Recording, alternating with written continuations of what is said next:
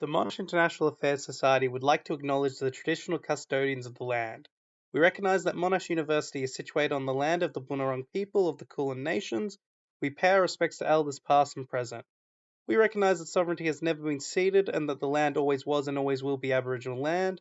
We support the Uluru Statement from the Heart to achieve justice, recognition and respect for First Nations people.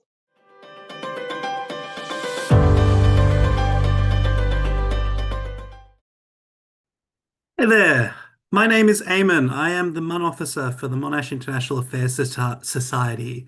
Today I will be presenting our research and clause writing that we handled in Mondays too. This is a re-recording because although we got the recording this time, we had some audio issues. So hopefully third time's the charm and we won't have to re-record again.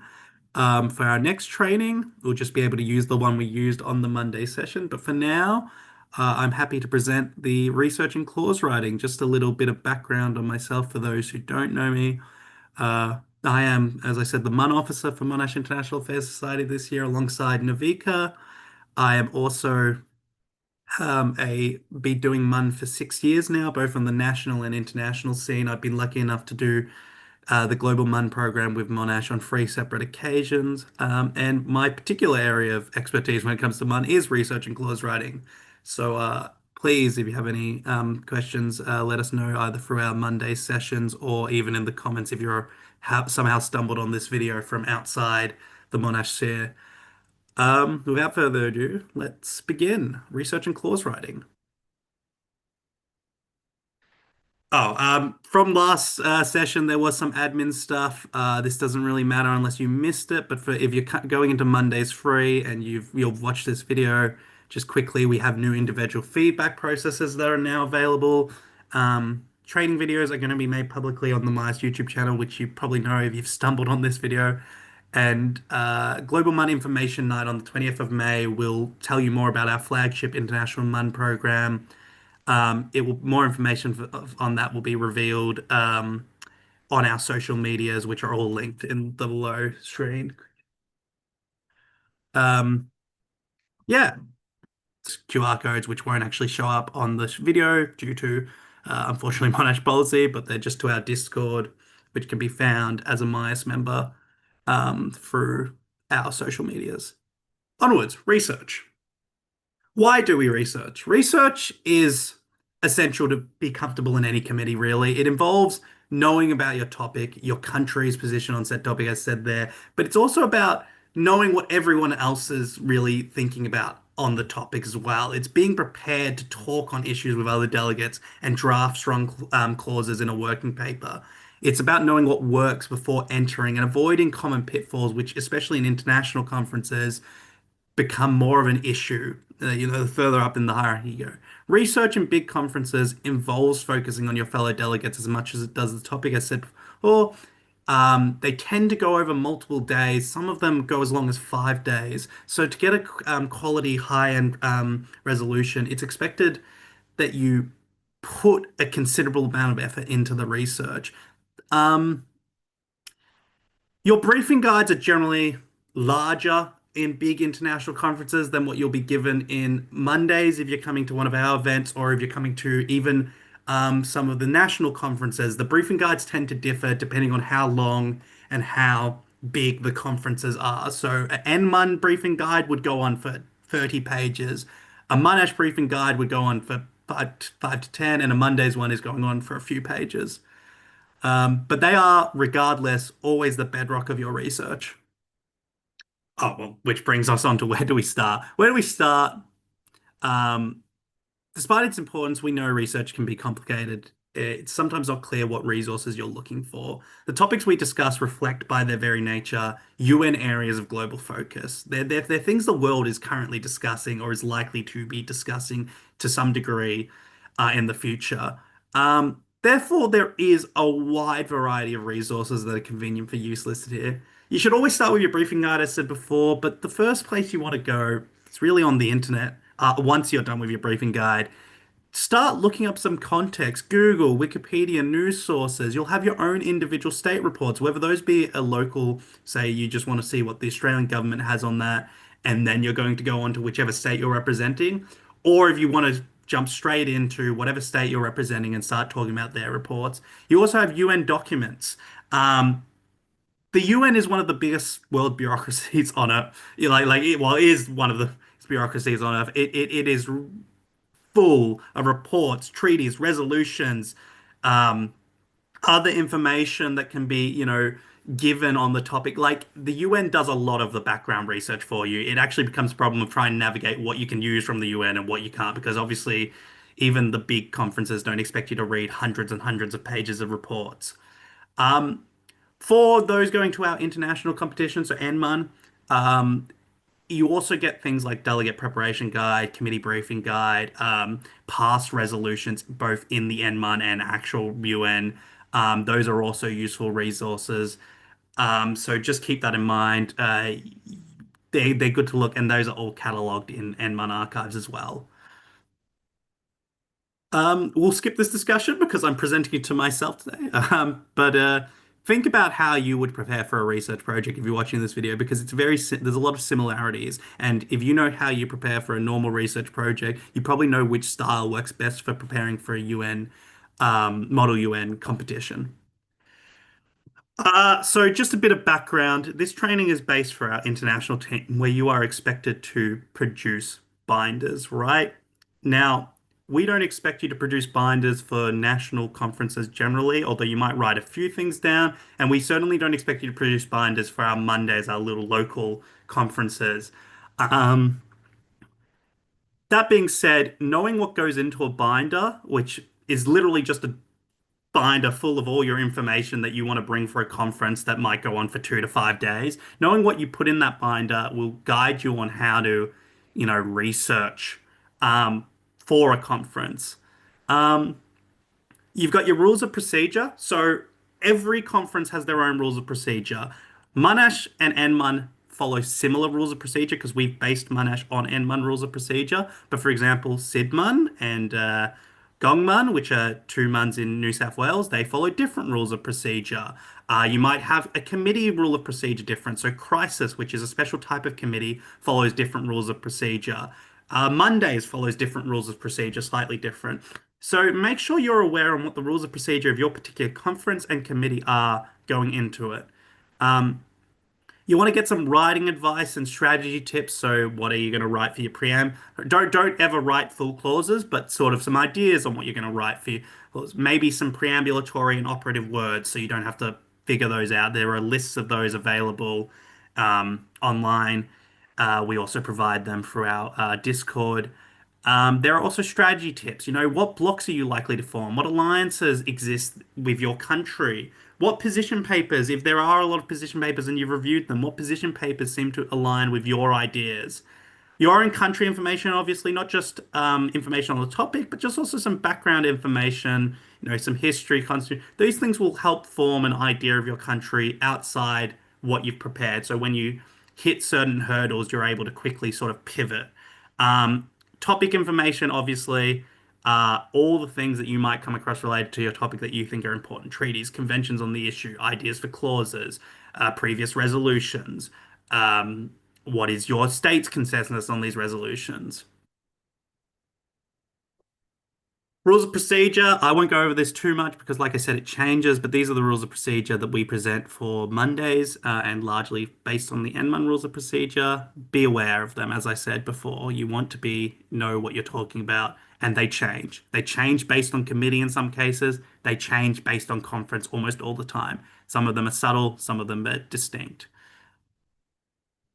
So here's just some information on committees. You want to know what your committee can do and what your committee's responsibilities are, their mandate. That's really critical because especially in bigger conferences, the more out of mandate you get, the more your director will be like, well, we can't do this. Or other delegates will be like, we can't do this. Knowing your mandate and knowing um what your committee has done on the past on this topic, because most of them will be recurring topics. When you get given a MUN topic, it will generally be based on an international topic that is already being discussed, especially if it's the GA.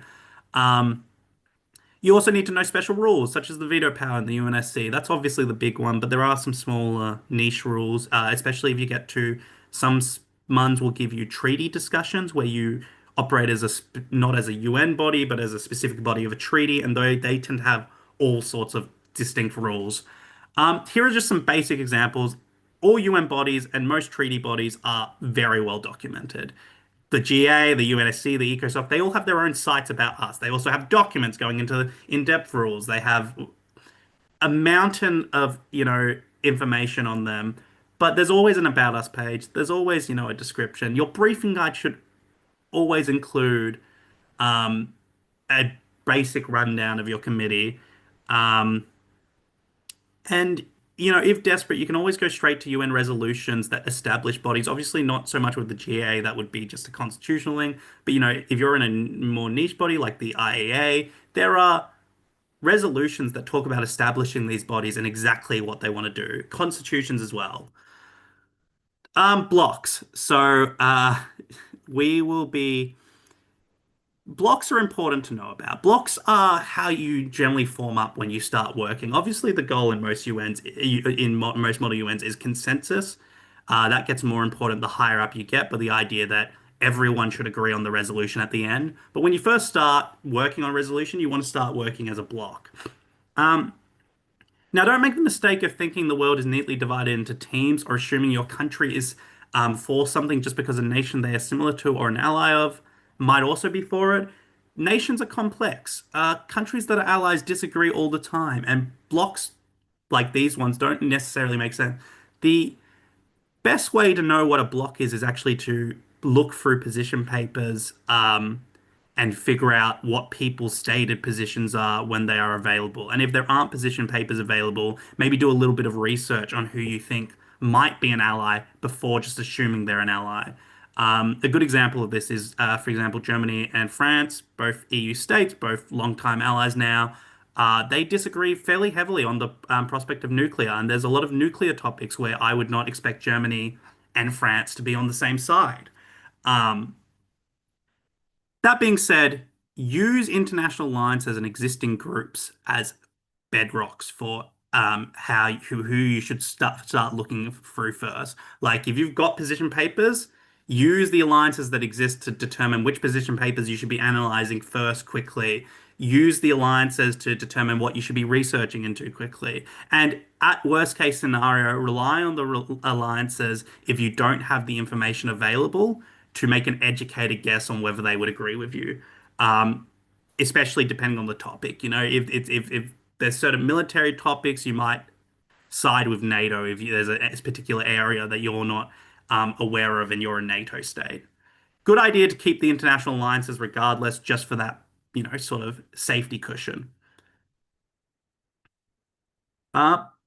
Practical research tips. And since I'm doing this on a video, I do have time to go into them.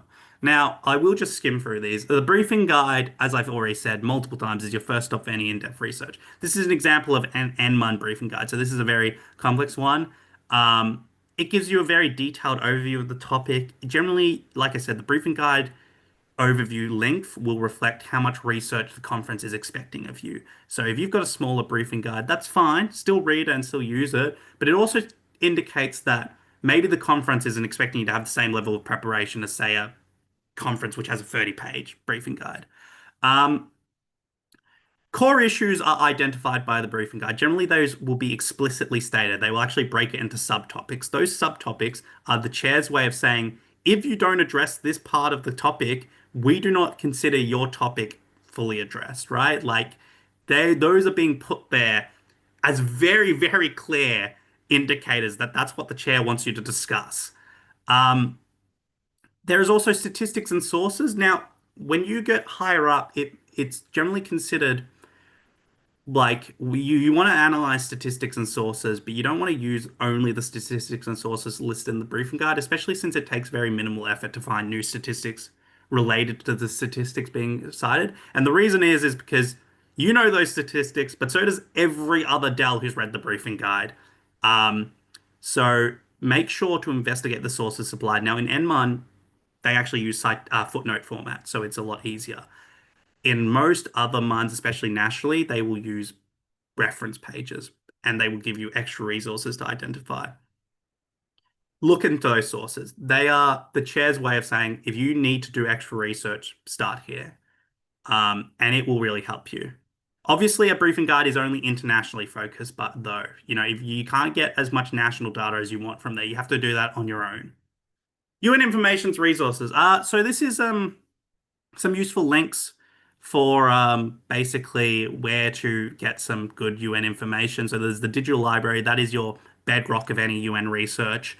It will have everything the UN is officially required to publish. Obviously, it's a bit hard to navigate those sometimes, so there are smaller databases that also exist. Resolution database is great for finding vote counts and specific resolution data. The index to proceedings is another page with some extra, sort of ease of navigation within the UN library. Um, Find key resolutions and meetings and go from there. This is an important thing. There is a lot, and you do not need everything. Command F is your friend. You will find reports with hundreds of pages, and you only want information from 3 pages, right? We're not expecting you to become international law experts overnight. Instead, we want you to be able to skim and navigate and take the components you need. Some gem will pop up with a random search, so take 30 minutes when you're procrastinating to look around and see what you find. But don't, think, oh, I've got to read hundreds of pages of reports. Otherwise, no one would do MUN. It would be too much investment. Research Hub, this is a really good one. It's a access point for navigating UN documents and other international resources. They're guides on how you research these documents. So as you can see there, there's a UN Charter of the United Nations Research Guide. So that's a guide on how to investigate the UN Charter, what it exists for, what it does. There's a guide on climate change. There's a guide on other major issues, Convention on the Right of the Child, UN documents. Um, it's a briefing guide for the UN in general is the best way I can recommend it, and I cannot recommend it enough. It is also one of the key sources recommended by NMUN, which is, of course, for those who don't know, by the way, NMUN is one of the biggest international conferences on Earth. It's also the longest running UN conference. In fact, it has been running longer than the UN. It used to be a League of Nations. Um, but so it is one of the key sources they recommend. Member states on record. This is actually one of my personal favorites. Country-specific research will be covered in more detail. Um, the member states on record database is an absolutely invaluable tool in navigating complex topics. Now, what the member states on record is every single speech given to the UN has to be recorded. So this thing quite literally finds all the records of a member state's speeches, sponsored draft resolutions, and other relevant data, and it lets you navigate them. So it is a little annoying to navigate, but it can be navigated to very great effect. Now, here's a quick guide. Maybe pause the video to have a look in depth, but I'll quickly go over it. Essentially, say I want to find a general debate statement. I would search the country, click on the general debate statements for them. I'd specify the topic I'm looking for. I'd click on the speech. Now, here's the annoying thing. Technically, the specific speech extract is a purchasable thing in most cases, but we don't want to pay because it's free.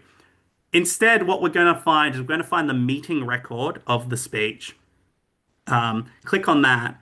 We're going to click download the meeting record, which should be free. And then we're going to Control F the speaker's name. And then we're going to get their component of the speech. This is just because of how the documentation works. It's hard to say why it works like that, but that's how it works. Analyzing resolutions. Once you've got resolutions to analyze, once you've found key resolutions, some of those will be provided in the briefing guide. Some of those you would have found on your own. Basically, there are a few key aspects of a resolution. Obviously, there's your preamble clauses. These are useful for searching what existing material in the background for the current resolution. So they will reference all past resolutions related to the topic. They will reference important areas. You can even chain research resolutions, although sometimes these can go back 50, 60 years. So just keep that in mind. But they quite literally will reference all the stuff that the UN believes is important to know about when they're discussing their current resolutions. Now, operative clauses also represent a very convenient idea farm. Don't copy clauses verbatim, obviously, but note down which clauses you believe your state would support and use them as a bedrock for future development and arguments when necessary. Now, remember, the best way to implement change in the UN is to modify existing structures, not implement wholesale new structures. Because in real life, wholesale new things don't often come about in the UN without years of discussion, right? It's really hard to get something new done. It's a lot easier to change something that exists to accommodate what you believe it should, because there is so much stuff going on in the UN. There is probably treaties and ideas that already reference what you want to achieve. So operative clauses are a great way to find existing programs and initiatives and bodies that already exist that do what you want to do. For example, in the case I've given, there is an existing fund for Indigenous people and how it operates. So I don't need to create a fund if I was doing a topic on Indigenous people. I don't need to create a new fund for that. Already exists one. Um, Important though, UN resolutions don't necessarily follow the format you are required to. There are some differences and simplifications in Model UN. Monash Library, this is for Monash students obviously only. So if you stumbled on this video, sorry. Uh, Essentially, this is an academic source. I won't go into too much depth, but if you've done research at Monash, you know that the Monash Library is free. It is where you can get a lot of information on a topic at hand from an academic perspective and a practical perspective rather than a UN or national perspective. So it's a good idea to learn context. It's really only for the super dedicated amongst you. These are some useful extra links. Feel free to copy them. I just realized if you look up New Zealand Government United Nations Handbook and Switzerland Government's General Assembly Handbook and all of these, they're not actually written links, but they will show up what you need to find. So you don't, if you just put those into Google. Um, the ones on the left are literally just breakdown documents on how the UN works and how the General Assembly works. The ones on the right they're similar ones to ones I put before. In fact, they've already been referenced partially. This is a research quiz that we provided. It is you're welcome to go through it. I'll pause on the next slide for a minute. Just pause the video if you want to test your own skills. Um, it will use some of the resources I've talked about before.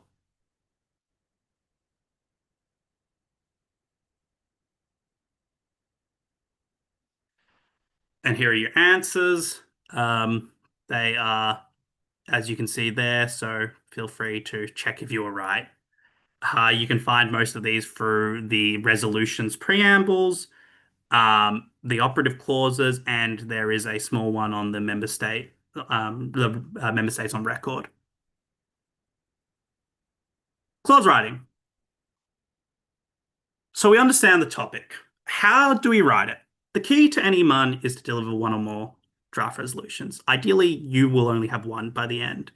Um, A draft resolution and working paper is composed of clauses.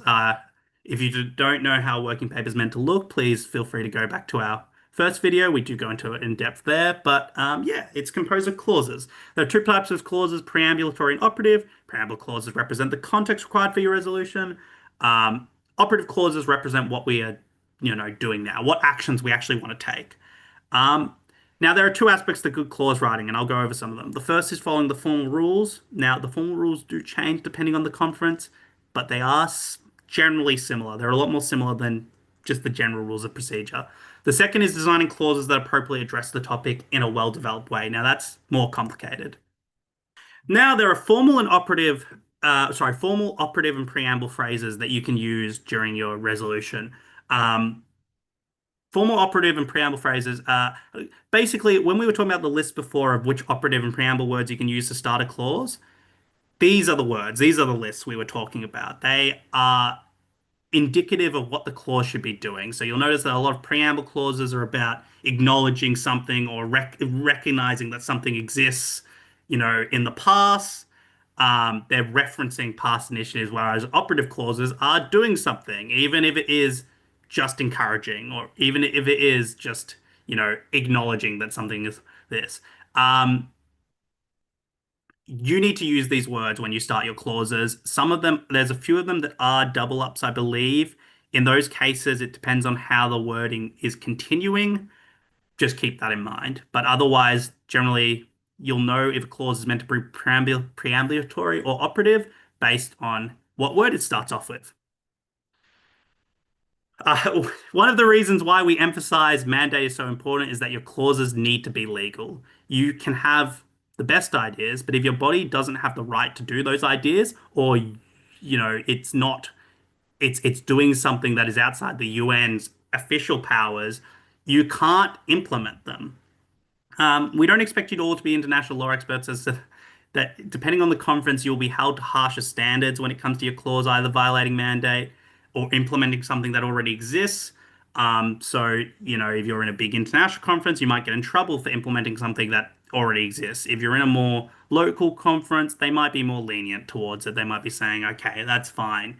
Um, but some useful tips. Don't start a new body, especially a fund. Focus more on reports and modifying existing organizations and funds to do what you want. If you want a fund to direct somewhere, find a fund that already does a similar activity and make sure that you have the right to tell that fund what to do and then tell it to do something in that area that you want to fund. Starting a new body or fund takes years. It's years of discussion. It's a lot of work. You have to define who it's under, who's running it, what the expectations for the fund are. It's a whole thing. So to actually implement one properly is hard. Unless you're the UNSC or some of those few treaty bodies I talked about before, you can't demand countries or independent agencies do something. So that includes corporations and the like. Um, no, this is very important, especially for beginners. Even if it's your own country, you can't say, well, I'm representing Ireland and Ireland agrees to this clause which says Ireland has to do something, right? Because you're a diplomat, you're not leadership. And with a binding thing like this, you can't just decide to do that. So even if you are saying, as your country representative, we're okay with this binding clause about our country, you can't do that. It's very important because it's a very common sort of beginner mistake in MUN. It's still outside of mandate. Uh, there is only sort of a few times that you will play as leadership in a model UN, and that's if you're doing something like crisis. In that case, you can actually use leadership powers, but in most cases, you can't. You can, however, demand organizations you control do something. If you're the GA1 controlling the United Nations Office on Disarmament, you don't need to use non-binding language. You can tell them what to do provided you have the resources and you're not telling them to do something that is also illegal. So, for example, I could tell UNODA to um, modify their disarmament education, which is a thing that UNODA does, modify their disarmament education to include so and so. And I can just tell them to do that. I don't have to recommend they do that if I'm in GA1 because I have the control over that body. With some exceptions, if you get into really, really high-end conferences, there are actually loops you have to jump through. Like you actually have to tell the general secretary in some cases or the certain branches. But don't worry about that for almost 99% of situations.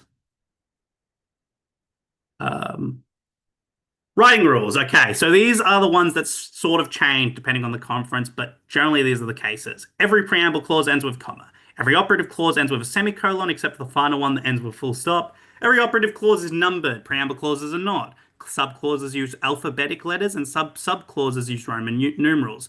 You technically go to numbers again, I believe, but you should not be writing sub clauses. Like it should not be going that in depth.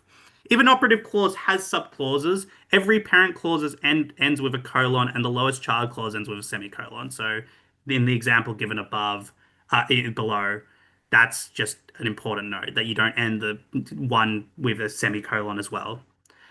You can only use subclauses if you have more than one, and you should not have subclauses, like I said above. Sorry.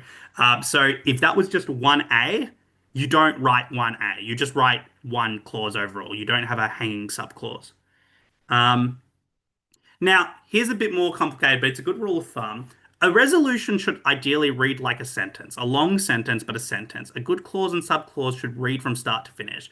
So I should be able to say request blah and blah blah for so and so as one sentence, and I should be able to say request blah blah blah for so and so too as one sentence. I don't have to read A and B together as one sentence, but they should read like they should flow from start to finish of the resolution as a sentence. And you shouldn't have that much grammar in your clauses, right? Other than the grammar rules we've already specified. This gets more strict again the higher up you go, as with all rules. Um, Now, technically, this one can change slightly depending on the conference. I believe European styles are less strict on the sentence requirements, although I could be wrong. So just keep that in mind. Um, Operative and preamble clause phrases should all be italicized. That's important. Acronym. Now, that also does change. Sometimes preambles have different initial rules depending on which conference you're at, but that's generally the rule. Acronyms that are referenced throughout the paper should be defined first. Now, this is another caveat, with the exception of UN organizations, sometimes depends not just on the body and conference, but also on the chair. Some chairs will like you to define it, some chairs won't. So, for example, if I'm referencing UNODA, the United Nations Office of Disarmament Affairs, sometimes a chair will want me to write that out fully and then write UNODA, and then other times they will just be fine if I write UNODA throughout. Clause numbering should be consistent. So this is important when you're merging. You don't have multiple clauses with the same number or missing a number. And resolutions should be written in a certain order depending on the conference. Conventionally and most commonly, the broader a preamble clause, the higher it should be with UN treaties, SDGs, the UN Charter, and other general UN constitutions at the top. Operative clauses should be grouped in a rational way. So if you've got four key topics in your clause that you're being addressed, group the clauses that relate to each topic together. You shouldn't be jumping about. There is one more thing I'll just add because it's very common for our international teams. And this isn't actually NMUN rules, but American styles tend to recommend that every preamble should link to an operative clause. We don't do that here. We don't do that nationally. And we don't really do it in NMUN unless we have to. But some chairs and some American teams will want their clauses to have preambles and operative clauses together. So every preamble clause has like if preamble clause one should connect to operative clause one and so on. And there should only be the same amount. It's a style difference, but it's probably the biggest one you'll come across as a MIAS delegate. Researching and coming up with your own ideas. So the first step for any idea is your own like concepts. As you research, it will become more obvious which of your initial thoughts and general ideas on the subject is good bedrock of policy, but trust yourself. Don't think that you can't come up with your own ideas in this regard, or that after all that I've said, your own ideas are likely to be flawed. You will learn how to adapt your initial ideas into legal UN policy as you go through research. uh, Trust them. The second thing is obviously previous solutions that members have come up with that just haven't been implemented or, are still on the cards. Look to conferences and speeches. If you want ideas for these, the NMUN database, if you're doing an NMUN conference, or just regular Model UN databases. Sorry, they generally recycle topics or have similar topics to actual UN topics that you can also research into. So you can trust the ideas from there as bedrocks. I wouldn't say copy verbatim because that's just bad, moneying, but keep a lookout and see what you might be able to change, especially when modifying with your own ideas. Pre-existing programs in your country, region, worldwide, depending on what you're looking for. How can they be improved, leveraged, and what are their limitations? Why do they exist though, too? If you've got a body in ASEAN that you think, has policy that might be useful for the entire world, say you're an Asian state, I should say, um, then absolutely look into how these policies exist and how they can be implemented. How to make your clause viable? Refer to existing UN bodies. Never set up your own funding mechanism again. It's really important to emphasize that there. Use what is there, and follow these five key questions. What is your solution? How will your solution be implemented? What bodies, states are involved? What resources are needed? Where will it be introduced? Who will fund it and track its progress? And why is your solution necessary or the best solution compared to all the solutions? Always use those five questions on any clause you present. It's important. Here are just some clause examples. I won't go into them in too much depth, but I will let you look at them. Good clause writing is fundamentally a product of research. That's the important, sort of takeaway here. A good clause should touch on the problem directly, contain the detail required for the solution to be meaningful, not just a general sentiment. Now, that doesn't mean over specify because some of these things aren't up to you to specify, but specify what needs to be specified. They shouldn't break the law or mandate. They shouldn't do something that already exists, and they should not create new bodies. Instead, they should modify new bodies. I'm just going to call on the one on the top right, which calls for the OPCW Technical Secretariat International Cooperation and Assistance Division, an existing body, to expand existing member states' chemical weapons training. So instead of setting up their own member state chemical weapon training organization, they're using something that already exists. Um, that's just important to, look out for. Don't worry about this activity. It doesn't, I mean, you're welcome to look at it if you're willing to copy in that link. But it's pretty much just will link you to a doc with several writing errors. You create a copy of it and you can see how many errors you can find. And I think that's us done with the presentation. Um, Thank you all for listening. I hope this helped, whether you're probably a MUNday's, delegate who's just having a look at this, or a MIAS delegate, or if you've somehow stumbled on this video from outside. I hope you enjoy.